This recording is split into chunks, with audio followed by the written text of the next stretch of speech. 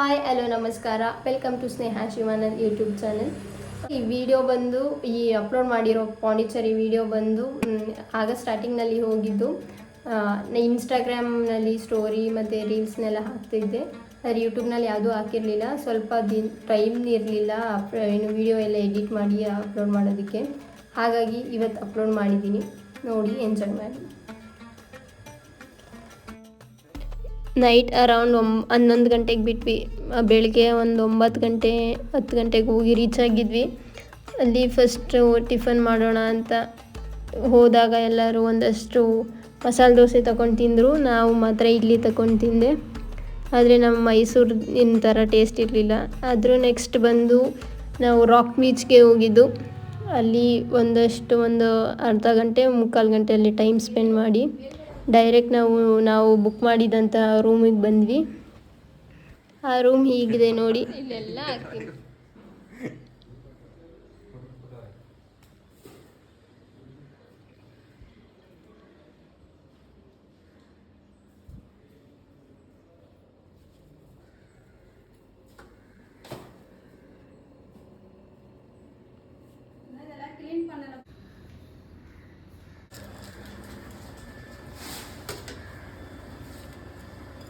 Maggi ಮಾಡ್ತಾ ಇದ್ದೀವಿ friends.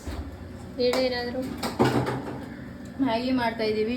It's almost 1 o'clock. ನಮಗೆ ಈಗ ಜಸ್ಟ್ ಬಂದಿರೋದು. It's almost 1 o'clock. ನಾವು ಈಗ ಜಸ್ಟ್ ಬಂದಿರೋದು. ಸೊ ನಮಗೆ ಇಲ್ಲಿ ನಿಯರೆಸ್ಟಲ್ಲಿ ಯಾವುದೇ ಫುಡ್ ಅವೈಲೇಬಲ್ ಇಲ್ಲದೆ ಇರೋ ರೀಸನ್ ನಾವು ಮ್ಯಾಗಿನ ಹುಡುಕಿಕೊಂಡು ಮಾಡ್ತಾ ಇದ್ದೀವಿ. ಸದ್ಯಕ್ಕೆ ಇವತ್ತಿನ ಲಿಮಿಟೆಡ್ ಲಂಚ್ ಇದಾಗಿದೆ. Thank you. ನೆಕ್ಸ್ಟ್ ನಾವು ಎಲ್ಲ ರೆಡಿಯಾಗಿ ನೆಕ್ಸ್ಟ್ ಹೊರಟಿದ್ದೆ ಫ್ರೆಂಡ್ಸ್ ಕಾಲೋನಿ. ಬನ್ನಿ ನೋಡೋಣ ಫ್ರೆಂಡ್ಸ್ ಕಾಲೋನಿ.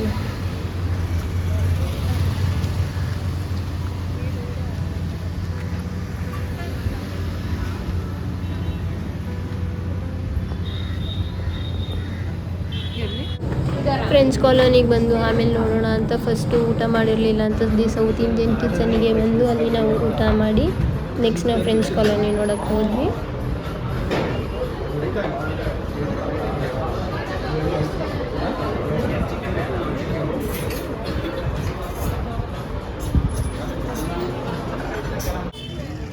ನೋಡಿ ಫ್ರೆಂಡ್ಸ್, ಇದೆ ಫ್ರೆಂಡ್ಸ್ ಕಾಲೋನಿ. ಹೀಗೆ ಎಲ್ಲ ಮನೆ ಎಲ್ಲ ಪ್ಲೇಸಲ್ಲೂ ಡಿಫ್ರೆಂಟಾಗಿ ಕಲರ್ಸ್ ಪೇಂಟಿಂಗ್ಸ್ ಎಲ್ಲ ಮಾಡಿ ಅಲ್ಲೇ ಎಷ್ಟೊಂದು ಜನ ಫೋಟೋಸ್ ಕ್ಲಿಕ್ ಮಾಡ್ಕೊಂಡದ್ರಲ್ಲೇ ಬ್ಯುಸಿಯಾಗಿದ್ದರು.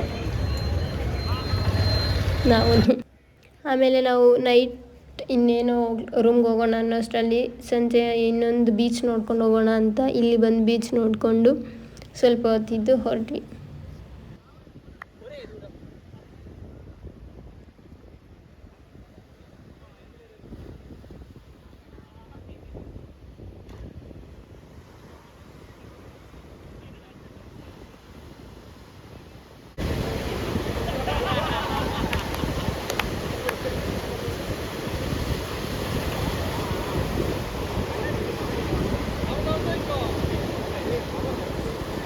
ನೆಕ್ಸ್ಟ್ ಡೇ ನಾವು ಎಲ್ಲ ಬೇಗ ಇದ್ದು ಒಂದು 12 ಗಂಟೆ ಆಗಿತ್ತು. ರೆಡಿಯಾಗಿ ನೆಕ್ಸ್ಟ್ ಬಂದಿದ್ದೆ ಮ್ಯಾಂಗ್ರೋವ್ ಫಾರೆಸ್ಟ್.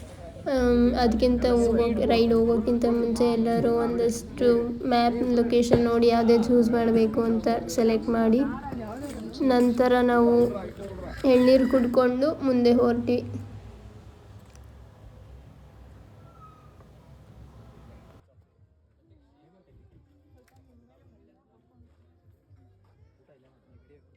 ನೀವು ಕುಡಿಯಲ್ವಾ?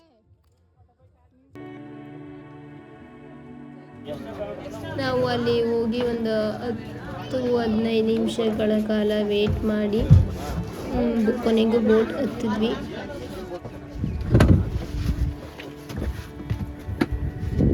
ವ್ಯೂ ಮಾತ್ರ ಚೆನ್ನಾಗಿತ್ತು, ಹೇಳೋಕ್ಕಾಗಲ್ಲ. ಆಮೇಲೆ ಅಲ್ಲಿನ ದೋಣಿ ನೆಟ್ಸೋರು ಸಹ ಸ್ವಲ್ಪ ಒಂದಷ್ಟು ಇನ್ಫಾರ್ಮೇಷನ್ ಹೇಳಿದರು ಪಾಂಡಿಚೇರಿ ಬಗ್ಗೆ. ಅದೇನೆಂದರೆ ಮ್ಯಾಂಗ್ರೋವ್ ಫಾರೆಸ್ಟ್ನಲ್ಲಿರುವ ಮರಗಳು ಬರೀ ಉಪ್ಪು ನೀರಿಂದನೇ ಬೆಳೆಯೋದಂತೆ. ಮತ್ತು 2004ರಲ್ಲಿ ಸುನಾಮಿ ಆಗಿತ್ತಲ್ಲ, ಅದು ಮ್ಯಾಂಗ್ರೋವ್ ಫಾರೆಸ್ಟ್ನಲ್ಲಿರೋ ಮರಗಳಿಲ್ಲ ಅಂದರೆ ಇಡೀ ಕಂಪ್ಲೀಟ್ ಪಾಂಡಿಚೇರಿನೇ ಮುಳುಗೋಗ್ತಾ ಇದ್ದಂತೆ. ನೆಕ್ಸ್ಟು ನಾವು ಬಂದು ಮಧ್ಯಾಹ್ನ 1-2 ಗಂಟೆ ಆಗಿತ್ತು. ಆವಾಗ ಎಲ್ಲರೂ ಊಟ ಮಾಡೋಣ ಅಂದ್ಕೊಂಡು ಬಂದ್ವಿ. ಬಂದು ಎಲ್ಲರೂ ಫುಲ್ ಮೀಲ್ಸ್ ತಿನ್ಕೊಂಡು ಹೊರಟ್ವಿ. ನಂತರ ಸುಮಾರು ಒಂದು ಅರ್ಧ ಗಂಟೆ ಮುಕ್ಕಾಲು ಗಂಟೆಗಳ ಕಾಲ ಗನ್ ಶೂಟ್ ಆಡಿಕೊಂಡು ಅಲ್ಲಿ ಒಂದಷ್ಟು ಟೈಮ್ ಸ್ಪೆಂಡ್ ಮಾಡ್ಕೊಂಡು ಬಂದ್ವಿ.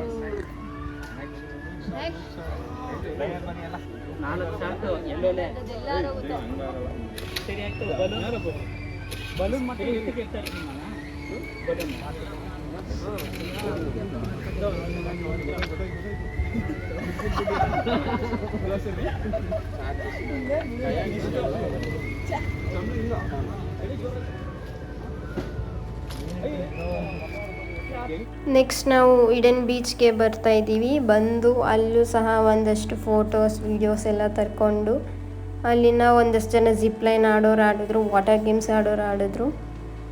ನೆಕ್ಸ್ಟ್ ನಾವು ಬಂದ್ವಿ.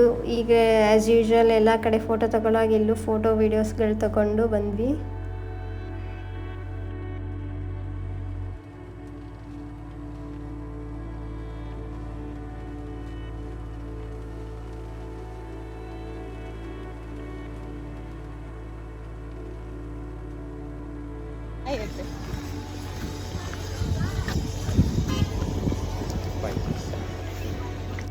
ನೆಕ್ಸ್ಟ್ ನಾವು ಈಡನ್ ಬೀಚ್ ಆದಮೇಲೆ ಕಾಜಿಪುರ್ಗೆ ಬಂದು ಆ ದಿನಾನ ಎಂಡ್ ಮಾಡಿದ್ವಿ. ಸೊ ಇದಾಗಿತ್ತು ನನ್ನ ಪಾಂಡಿಚೇರಿಯ 2 ದಿನಗಳು.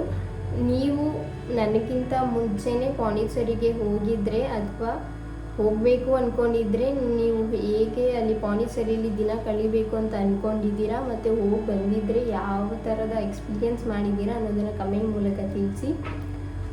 ಈ ವಿಡಿಯೋನ ನೀವು ನೋಡಿ ಇನ್ನೂ ಸಬ್ಸ್ಕ್ರೈಬ್ ಆಗಿಲ್ಲ ಅಂದರೆ ಸಬ್ಸ್ಕ್ರೈಬ್ ಆಗಿ, ನೀವು ಮತ್ತು ನಿಮ್ಮ ಫ್ಯಾಮಿಲಿ ಫ್ರೆಂಡ್ಸ್ ಎಲ್ರಿಗೂ ಹೇಳಿ ಸಬ್ಸ್ಕ್ರೈಬ್ ಮಾಡಿಸಿ. Thank you.